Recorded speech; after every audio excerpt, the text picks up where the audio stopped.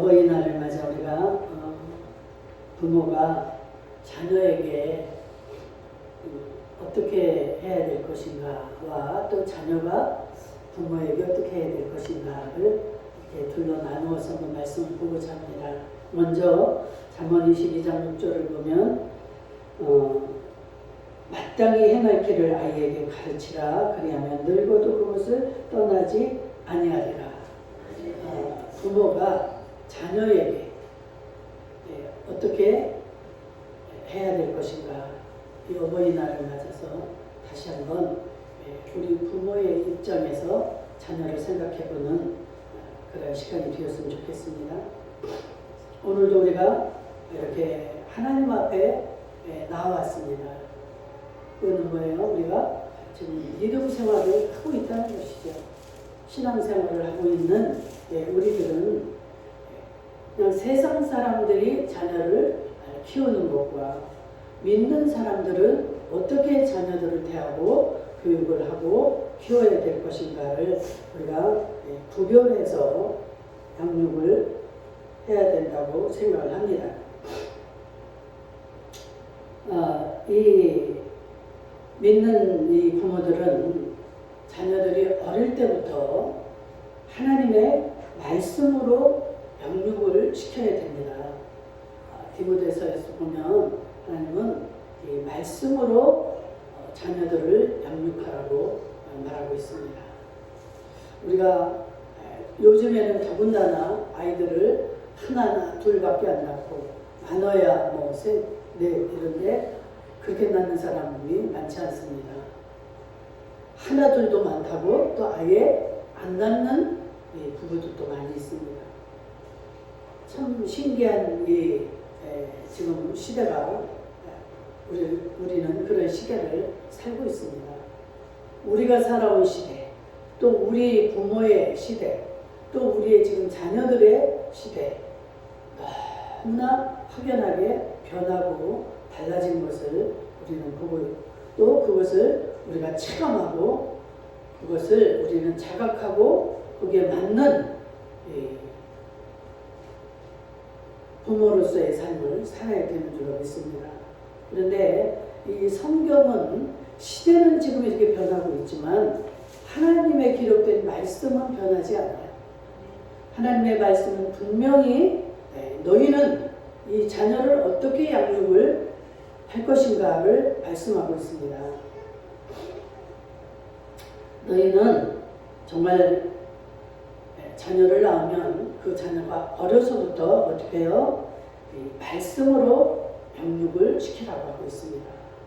그런데 우리는 이 부모의 입장에서 보게 되면은 정말 여러분들이 그 해산의 고통을 통해서 낳은 자식, 내 몸을 통해서 낳은 자식이기에 눈에 넣어도 아프지 않는 그런 자녀입니다. 그렇기 때문에 무엇이든지 내 생각, 내 뜻대로 해주고 싶고 만들고 싶고 그렇게 가르치고 싶고 이게 참 인지상정이죠. 부모들은 이러한 마음을 가지고 있기 때문에 각자 자기가 할 수 있는 최선을 다해서 자녀들을 양육을 시키고자 합니다. 그래서 돈이 좀 있는 사람들은 더 뒷바라지를 잘하고 더 좋은 과정으로 또 인도하고 이렇게 해서 나는 고생을 했지만 내 자녀들만큼은 고생을 시켜서는 안 되겠다. 이 마음으로 자녀들을 대하고 양육을 합니다. 그런데 여러분, 성경에서는 말합니다. 공부를 이렇게 잘 시키고 그들을 사랑하는 거 중요하지만 그것보다 더 중요한 것은 내 자녀를 믿음의 자녀로 만들라는 것입니다. 믿음의 자녀가 되게 되면 그 자녀를 누가 통치하겠습니까? 하나님이 내 자녀를 통치하게 됩니다. 그렇지 않으면 이 내 자녀들을 내 손에서 이 부모가 가지고 있는 거, 부모가 아는 거 이게 다입니다. 이것을 가지고 자기의 목숨까지도 다 그냥 이렇게 아끼지 아니하고 이렇게 하고자 하는 그 부모의 열정과 그 마음으로 자녀들을 양육해 보지만, 여러분들의 그 부모의 선조나 그 할머니 할아버지 때 이런 모습을 보아도 그들의 결말이 어떻습니까? 애지중지, 정말 불면 날아갈세라, 이렇게 키운 자식들이 그 부모에게 과연 그 부모가 쏟은 만큼 그만큼 부모에게 효도하고 부모를 잘 섬기는가, 부모를 그렇게 귀히 여기는가. 참 그게 아닌 것 같아서 참 마음이 아픕니다. 그렇게 하면 할수록 이 자녀들은 어때요?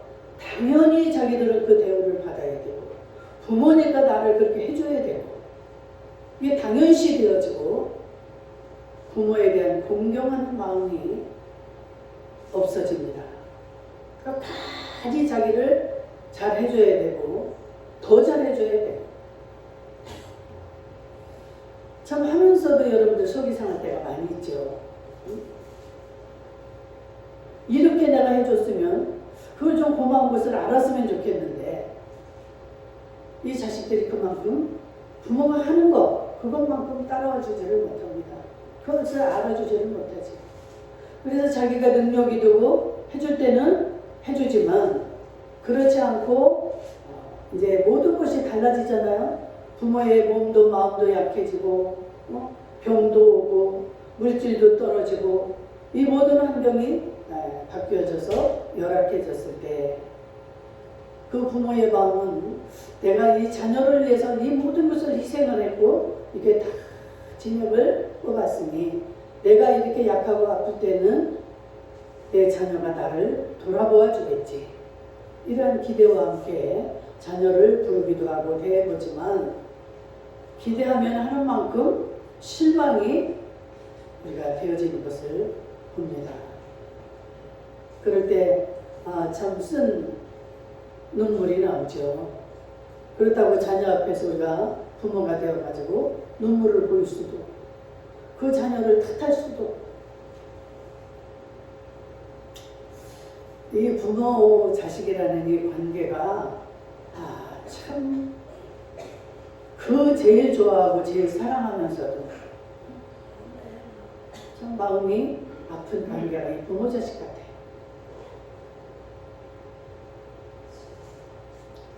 요즘 부모들의 마음이 이 믿음을 심어줘야 되는데 그렇지 않고 어떻게든 내 자식만큼은 내가 못 배웠으니까 공부를 시켜야 돼. 공부를 잘하게 해서 정말로 어디를 가서도 대우받고 살게 하고 어디를 가도 부끄럽지 않게 만들어야 되겠다. 오직 이 일념으로 공부를 시키고자 하건만, 여러분 많이 가르치면 가르칠수록 다 그렇다는 건 아니에요. 모두가 자녀가 그렇다는 건 아닙니다. 대부분이 서울대를 가르치고 또 능력이 되는 자들은 외국으로 유학을 보내서 정말 학원들을 보내고 이렇게 해보지만, 그 자녀들이 돌아와서는 어떻게 해요? 좋은 이제 또 학벌을 가진 여자들을 만나고 또 그렇게 학벌 좋은 사회를 만나고 이렇게 해서 참 그들이 사회적으로는 좋은 위치에 서게 되고 그 명성이 있고 이러지만, 그 과연 자기가 그렇게 되기까지 뒷바라지를 해준 엄마가 과연 그 마음속에 얼마나 있을까? 이 엄마 아빠를 대하는 것을 보게 되면, 물론 시대가 이제 너무나 바쁘고 많이 변한 것도 이제 까닭이 되겠죠. 그러나 정말 우리가 이 근본을 잃어버려서는 안 됩니다. 그런데 그렇지 못한 것은 참 많이 봤어요. 저희 친척 중에도 보니까 아들만 넷인데 다 서울대를 졸업을 시켰어요. 그런데 이제 똑똑하니까 유학을 가서 미국에서 이제 또 생활을 합니다. 학교를 졸업하고 거기에서 이제 그 참 좋은 위치에서 이렇게 하는데, 물론 놓을 시간도 없겠죠. 그렇지만 이 부모를 돌아볼 여력이 없을 수도 있겠지만 부모를 너무나 돌보지 못하는 거예요. 그러니까 이 부모는 이미 이제 늙었어요. 그러니까 어때? 몸이 아프고 여러 가지로 자식의 도움이 필요한데, 자식은 그렇게 잘 키워놨는데 돌아봐줄 자가 없는 거예요. 그렇다고 친척들이 돌봐주는 것도 한두 번이지 자식들만큼 그렇게 하겠습니까? 그래서 그 노후가 참 초라한 모습을 볼 때마다 마음이 아팠어요. 결국은 두 분이 외롭게 사시다가 이렇게 가시는 것을 봤는데, 과연 우리는 내 사랑하는 자녀들에게 어떻게 키워야 하나님이 잘 키웠다고 하시고, 과연 내 자녀들이 내가 세상을 떠난 이후에라도 어떻게 그들이 잘 살아갈 수 있을까? 확실히 우리가 알고 양육을 해나가는 부모들이 되었으면 좋겠습니다. 그래서 믿음의 자녀로 만들어라. 하나님 지금 이렇게 말씀하고 있습니다. 믿음을 심어줘라. 참 우리의 마음대로는 우리가 되지를 않습니다. 하나님의 은혜가 필요한 것이죠. 그러나 우리의 마음으로는 정말 우리 하나님의 말씀 안에서 이 말씀을 가지고 그 뜻대로 해나고자 애쓰고 힘쓸 때 우리를 대신해서 그 하나님이 내 자녀들을 책임져 주시고 그 아이들을 믿음으로 성장시켜 주실 줄로 믿습니다. 이 하나님이 이 우리 자녀들을 믿음으로 우리가 만들어 놓으면 이제 하나님의 통치가, 하나님의 간섭이 시작이 됩니다. 내가 정말 아이를 키울 때는 내가 가진 거, 내가 아는 거 이것으로 한정이 되겠지만 이 하나님은 어떤 분입니까? 이 온 우주를 만드시고 나를 만드시고 내 자녀를 만드시고 이 모든 우주를 주관하신 그 하나님이 내 자녀를 통치할 때 그 아이는 어디에 가서든 무엇을 하든 그 하나님의 도우심으로 살게 되는 거예요. 우리가 세상 말로 사막에 갖다 던져놔도 그 아이는 하나님의 도우심으로 살게 되어지는 줄 믿습니다. 여러분, 내가 알량한 나의 그 도움으로, 나의 힘으로 키우려고 하시지 말고 하나님의 품에 맡길 수 있기를 주의 이름으로 축복합니다. 그래서 부모가 꼭 알아야 될 것은 자녀를 사랑하되 우리가 인간적인 사랑, 인간적인 너무 넘치는 과잉 보호를 해서는 안 된다는 거예요. 우리는 막 과잉으로 보호를 하면 그 아이가 깨닫고 와, 우리 엄마 아빠가 최고야 얘를 극하지만 그게 아니라는 것이죠. 그래서 우리는 이 과잉 보호를 할 것이 아니라 정말 그 아이의 앞으로의 인생을 과연 어떻게 해서 정말 이 아이가 혼자 서서 잘 살아갈 수 있게 할 것인가. 우리가 이렇게 과잉 보호를 하다 보면 이 아이들이 굉장히 연약해집니다. 온실에서 자라는 이 식물처럼 온실에서는 다 온도도 맞춰주고 물도 주고 빛도 주고 이렇게 해서 키우지만 거기에서 벗어나게 되면 이 자생 능력이 없어요. 온실에서 금방 꺼내놓으면 화초가 어떻게 돼요? 자생 능력이 없어서 죽어버립니다. 정말 이 그냥 땡볕에서 봄, 여름, 가을, 겨울, 여름도 맞이하고 추운 겨울도 맞이하고 이런 모든 이런 환경과 이런 어려움 이런 것들을 거쳐가면서 더위도 견딜 줄 알고 추위도 견딜 줄 알고 이래야만이 어떤 환경이 와도 마음이야 우리가 이제 항상 부모가 내 곁에서 그런 위치에 있었으면 좋겠지요. 그러나 부모는 언제든지 변할 수가 있고 약해지고 또 우리를 떠나가는 것입니다. 그렇잖아요. 내 자녀가 성장하고 자립하고 완전히 그럴 때까지는 내가 있어줘야지, 내가 돌봐줘야지 하는 마음이지만 그것은 우리의 마음이고 소망입니다. 우리의 희망사항이에요. 우리는 하나님 앞에 맡겨야 되는 걸 믿습니다. 맡겨야 되는 줄 믿습니다. 그래서 그 아이들이 참 저는 저희 특별히 친정 쪽의 아이들, 조카들이 많잖아요. 그 아이들이 우리 아이들과 이렇게 교제하고 하면서 우리 아이들은 그때 굉장히 어려웠습니다. 그래가지고 학교를 걸핏하면 휴학을 하고 이러는 지경이었는데 우리 그 조카애들은 너무 환경이 좋으니까 이 돈에 대한 그 개념도 없고 뭐 염려가 없습니다. 그 아이들은 생전 뭐 알바도 모르고 우리 아이는 학교 다니면서 이 알바 저 알바 그냥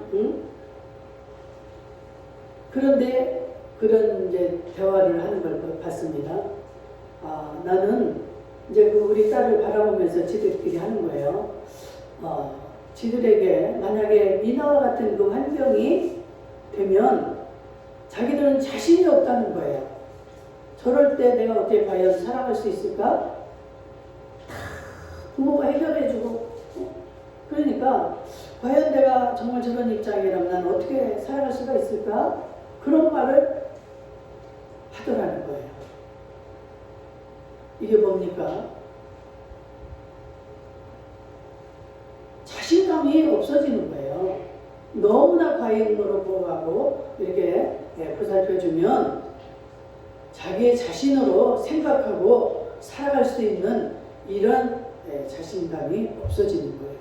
여러분, 내 자녀들이 어릴 때는 정말 뭐 다치면 안 되고 위험한 데서 늘 지키고 보호해야 됩니다.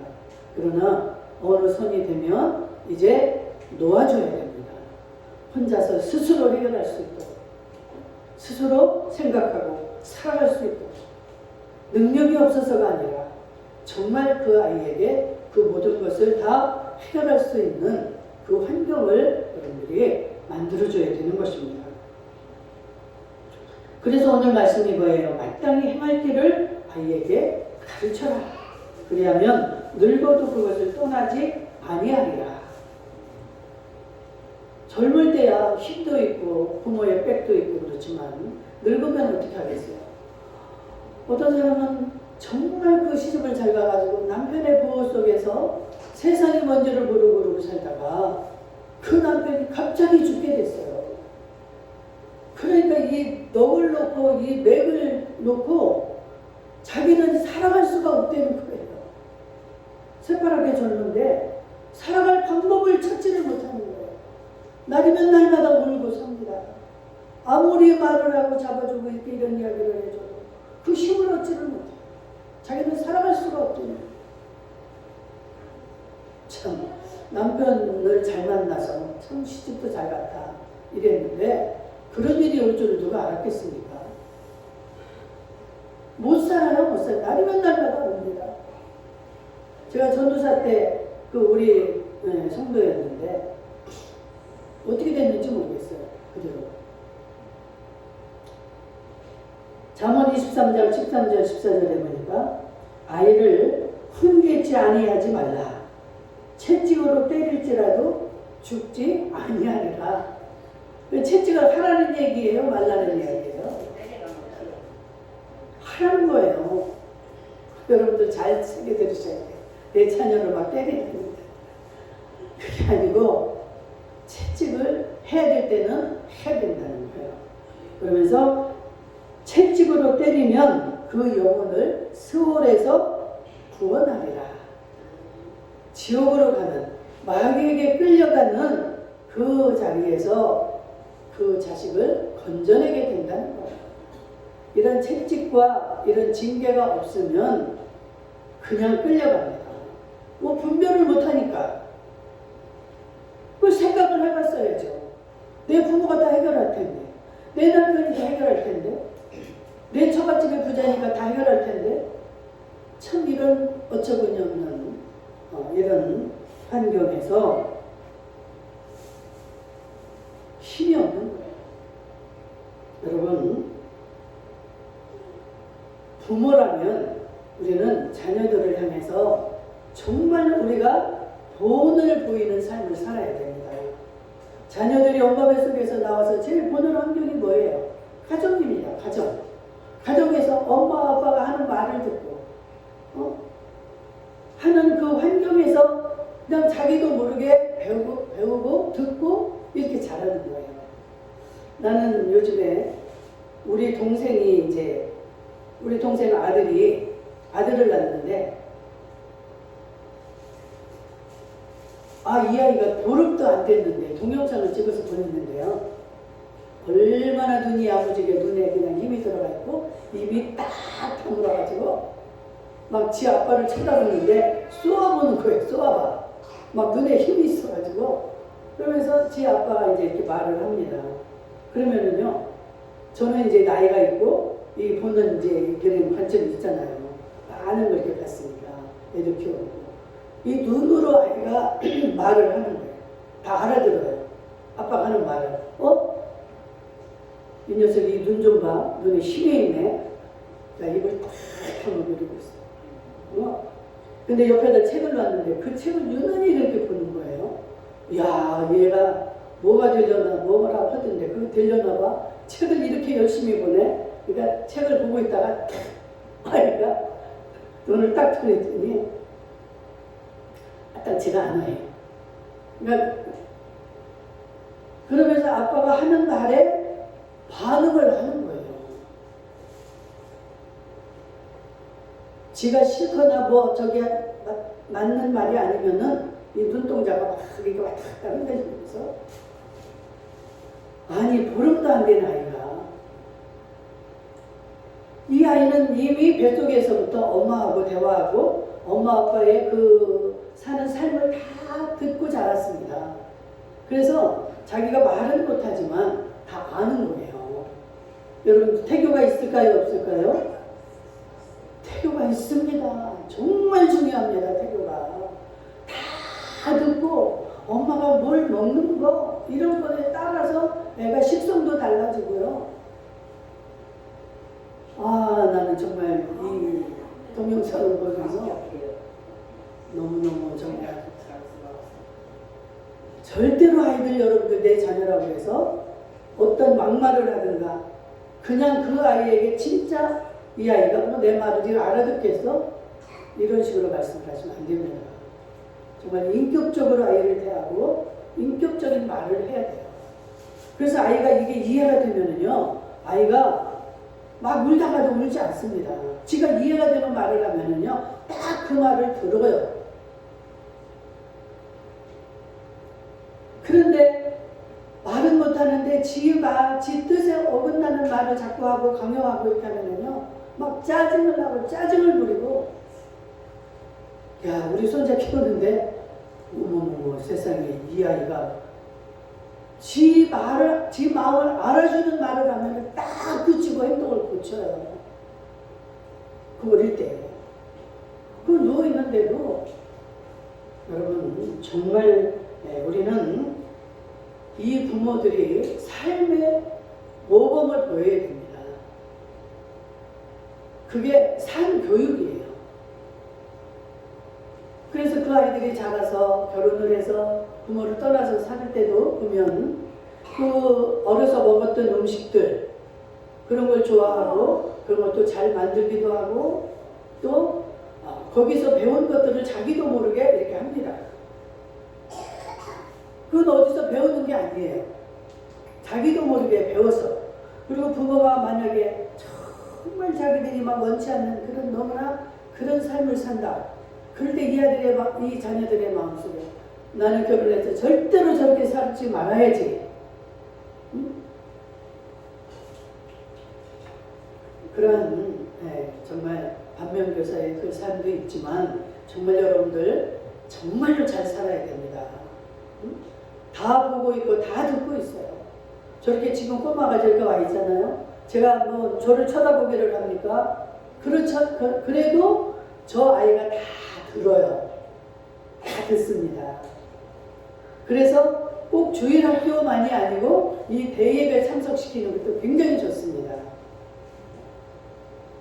나중에 이렇게 대화해보고 제가 말할 정도 이렇게 되면은요, 다 알아듣고 다 들었어요. 아멘 하잖아. 와, 정말. 안 듣는 것 같잖아요. 저 손짓 발 장난하고 있잖아요. 그런데도 이 귀는 정말 우리는 이 자녀들에게 믿음에 보여주는 삶을 살기를 주의 이름으로 축복합니다. 엄마가 어떻게 예배를 드리는가? 어떻게 말을 하는가? 어떻게 정말 헌금 생활을 어떻게 하는가? 다 보고 있어요. 이 말로 너 어떻게 교회 갈 때도 막 억지로 헌금을 주면서 야 오늘 가서 이거 꼭 헌금해라 이럴 것도 없어요. 내가 그 삶으로 보여주면 헌금하라고 안 해도 교회 가면 헌금하는 걸 알고 있어요. 그래서 챙깁니다. 이렇게 스스로 하게끔 만드는 게 이 부모들의 삶이에요. 참 우리가 진즉에 정말 이런 것들을 알고 그랬더라면 참 이런 후회가 많죠. 내 자녀들의 삶을 보면서 우리의 모습이 보이잖아요. 내가 참 잘못 살았구나. 저 아이의 모습이 내 아이, 내 모습, 자녀들의 모습을 보면 내 삶이 다 보여집니다. 말투까지 닮아가지고요. 저는 아주 우리 딸이 말하는 걸 보고 기절할 뻔했어요. 어머 어떻게 내가 하는 말, 내가 그 사투리, 야 이 봉다리 좀 가져와. 이 봉다리를 걔네들이 못 알아듣잖아요 진짜. 근데 나는 내가 살 때 그 까만 봉지를 갖다 봉다리라고 엄마한테 하는 걸 듣고 자랐기 때문에 나도 모르게 내 입에서 봉다리라는 거예요. 엄마 봉다리? 이래가면서 배워가지고 저도 지 자식한테 봉다리 소리를 하더라고요. 깜짝깜짝 놀랍니다. 정말 우리는 이게 삶 교육이에요. 정말 우리가 어떻게 살아야 될 건가 정말 바로 깨닫고 우리가 정말 신경 써서 살아갈 수 있기를 주의 이름으로 축복합니다. 말 한마디 행동 하나가 내 자녀에게 내 주변 사람들에게 얘가 보여주고 들려주고 그래서 우리가 어떤 일을 만났을 때 여러분들이 다가오는 그런 모습들을 통해서 내가 어떻게 살았는가가 이렇게 느껴져요. 할 말이 없습니다. 하나님 앞에 내가 너무나 부끄러운 삶을 살았습니다. 내가 어떻게 기도 생활을 했는가? 내가 어떻게 말씀을 보고 이러는 것도 다 보고 있습니다. 우리 아들도 안 보는 것 같아요. 한 번씩 방에 들어가면 나오지를 않고 그래서 내가 어떻게 뭐 하는지도 모르는 것 같아도 다 알고 있어요. 지가 필요한 거 묻습니다. 엄마 오늘 친구들이 누가 이렇게 나왔어? 엄마 오늘 뭐 했어? 그리고 그게 다 입력이 돼 있어요.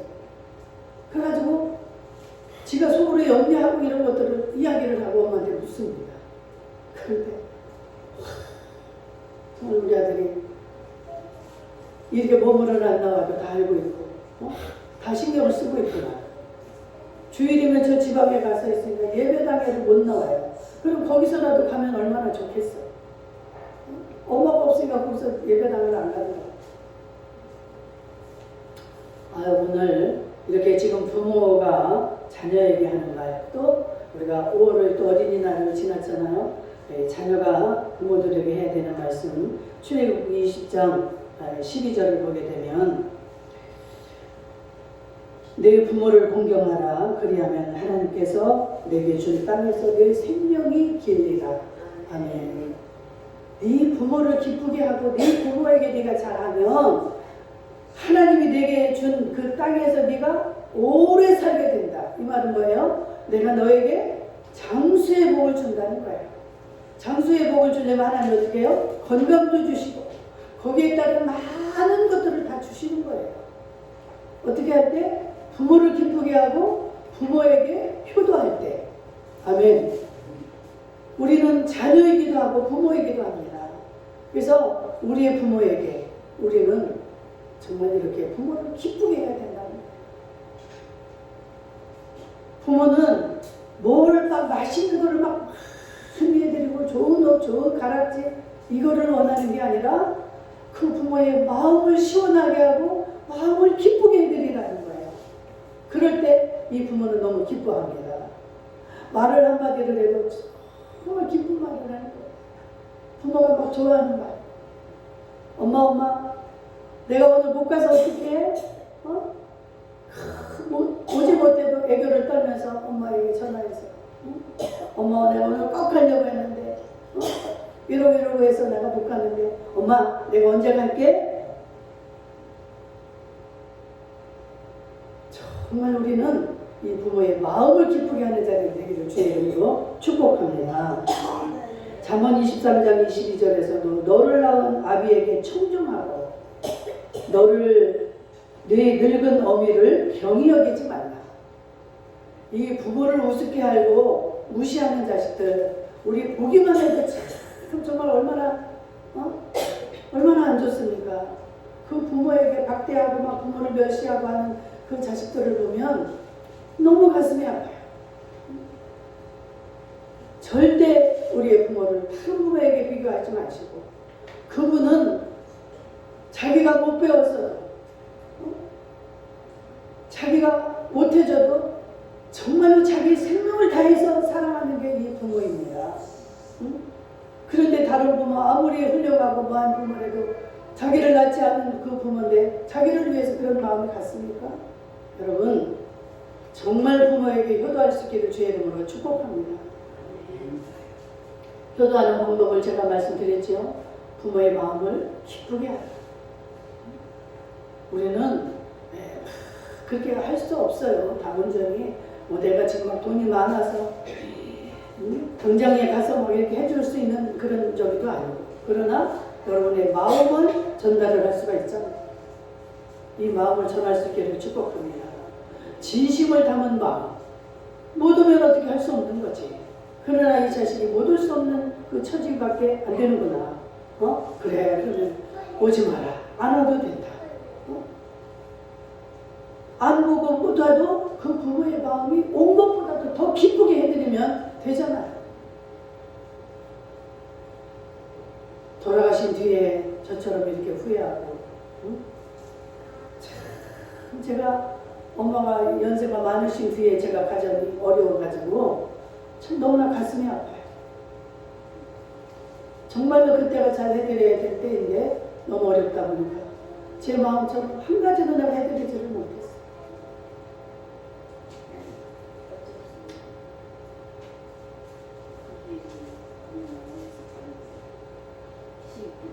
골로새서 3장 20절에 보니까 자녀들아 모든 일에 부모에게 순종하라. 이는 주 안에서 부모를 기쁘게 하는 것입니다. 부모가 어떤 명령을 할 때 우리의 마음에 맞지 않고 정말 하기 싫은 그런 명령을 하셔도 우리는 어떻게 해요? 주 안에서 순종하라는 거예요. 순종이 뭡니까? 그냥 그대로 하는 거예요. 여러분 이 부모가 자식에게 할 때는 뭐 치매 걸리거나 이렇지 않은 이상에 부모의 마음속에 다 압니다. 내가 이런 명령, 이런 말을 했을 때 내 자식이 어떤 반응이 올 거라는 걸 이미 알아요. 그럼에도 불구하고 내 자녀가 예 알겠습니다. 해서도 안 되고 하기 싫은 건데도 그 마음으로 순종할 때 부모의 마음이 어떨까요? 너무너무 기쁘고 너무 감동이죠. 그래서 그 자식에게 그 고마운 마음, 이게 자식을 향한 부모의 축복입니다. 아멘. 그냥 뭐 이 목사들이 이렇게 안수기도 하고 이렇게 안 해도 이 부모가 그 자식을 향해서 너무 고맙고 너무 정말 기쁜 마음이 들을 때 이게 바로 축복이에요. 그 축복이 자녀에게 흘러가는 줄로 믿습니다.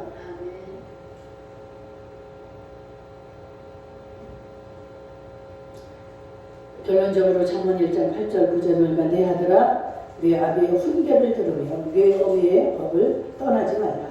이는 네 머리에 아름다운 관이요 네 목에 금사슬이니라. 우리가 그렇게 부모에게 순종하고 부모를 기쁘게 할 때 정말 우리에게 그 정말 하나님께서 우리를 높여주시고 우리를 기뻐 받으시고 우리에게 수많은 것들로 더 좋은 것들로 더 풍성한 것들로 채워주신다고 약속하시는 말씀인 줄 믿습니다. 기도합니다. 자비로우신 아버지 하나님 감사합니다.